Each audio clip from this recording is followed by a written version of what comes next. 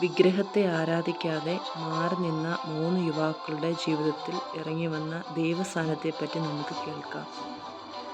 നബൂഖദ്നേസർ രാജാവ് സ്വർണം കൊണ്ടൊരു വിഗ്രഹത്തെ ഉണ്ടാക്കി.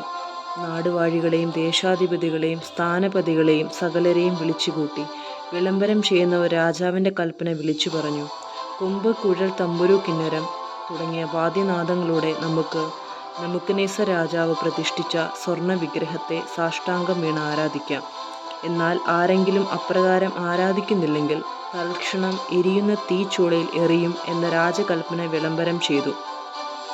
എല്ലാവരും സ്വർണ്ണബിംബത്തെ സാഷ്ടാംഗം വീണ് നമസ്കരിച്ചു. എന്നാൽ ശദ്രാക്, മേശാക്, അബേദ്നെഗോ എന്നീ 3 പേർ ഈ സ്വർണ്ണബിംബത്തെ നമസ്കരിക്കുകയോ ആരാധിക്കുകയോ ചെയ്തില്ല.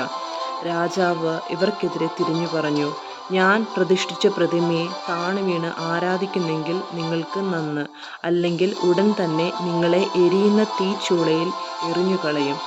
ഏത് ദേവന്മാർ നിങ്ങളെ രക്ഷിക്കും?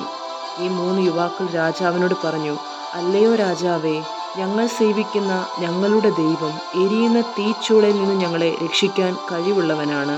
അവിടുന്ന് നിന്റെ കയ്യിൽ നിന്ന് ഞങ്ങളെ മോചിപ്പിക്കും. അവിടുന്ന് ഞങ്ങളെ മോചിപ്പിച്ചില്ലെങ്കിൽ ഞങ്ങൾ നിന്റെ ദേവന്മാരെയോ നീ നിർമ്മിച്ച സ്വർണ്ണബിംബത്തെയോ ആരാധിക്കുകയില്ല. ഇത് കേട്ട് നബൂഖദ്നേസർ രാജാവ് ഇവരുടെ നേരെ കോപം കൊണ്ട് ചൂള പതിവിൽ 7 മടങ്ങ് ജ്വലിപ്പിക്കാൻ കൽപ്പിച്ചു.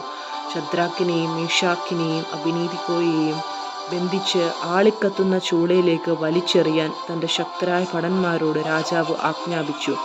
തീച്ചൂള അത്യുഗ്രഹമായി ജ്വലിച്ചിരുന്നത് കൊണ്ട് 3 യുവാക്കളെ ചൂളയിലേക്ക് കൊണ്ടുവന്നവരെ തീജ്വാല ദഹിപ്പിച്ചു കളഞ്ഞു. ഈ 3 യുവാക്കന്മാർ തീച്ചൂളയിൽ നിന്ന് ദൈവത്തെ ആരാധിച്ചു. കാരണം തന്നെ വിളിച്ച ദൈവം വിശ്വസ്തൻ ആണെന്നുള്ള ഉറച്ച വിശ്വാസവും ബോധ്യവും ഇവർക്കുണ്ടായിരുന്നു. അതിനാൽ കർത്താവിൻ്റെ ദൂതൻ ചൂളയിലേക്ക് ഇറങ്ങിച്ചെന്നു. അവൻ ജ്വാലയെ ചൂളയിൽ നിന്ന് ആട്ടി അകറ്റി. ചൂളയുടെ മധ്യഭാഗം ജലകണങ്ങൾ നിറഞ്ഞ കാറ്റ് വീശുന്ന സ്ഥലം പോലെയായി. അതുകൊണ്ട് അഗ്നി അവരെ സ്പർശിച്ചില്ല. അത് അവരെ ഉപദ്രവിക്കുകയോ ശല്യപ്പെടുത്തുകയോ ചെയ്തില്ല. അപ്പോൾ അവർ 3 ഏകകണ്ഠമായി ദൈവത്തെ സ്തുതിക്കുകയും മഹത്വപ്പെടുത്തുകയും വാഴ്ത്തുകയും ചെയ്തു. അഗ്നിയുടെ നടുവിൽ ബന്ധനം കൂടാതെ 4 പേർ നടക്കുന്നതായി രാജാവ് കണ്ടു. ഈ 3 യുവാക്കൾക്കും ഒരു ഉപദ്രവവും ഏറ്റിട്ടുമില്ല. രാജാവ് പറഞ്ഞു, ശദ്രാക്, മേശാക്, അബേദ്നെഗോ, അത്യുന്നതനായ ദൈവത്തിൻ്റെ ദാസന്മാരെ, നിങ്ങൾ പുറത്തു വരിക. അവർ അഗ്നിയിൽ നിന്നും പുറത്തു വന്നു. അവരുടെ തലമുടി കരിയുകയോ വസ്ത്രത്തിന് കേടുപറ്റുകയോ അവർക്ക് തീയുടെ ഗന്ധം ഏൽക്കുകയോ ചെയ്തിട്ടില്ല എന്ന് എല്ലാവരും കണ്ടു. ഇവരുടെ ദൈവം ജീവനുള്ള ദൈവമാണെന്ന് എല്ലാവരും സാക്ഷീകരിച്ചു.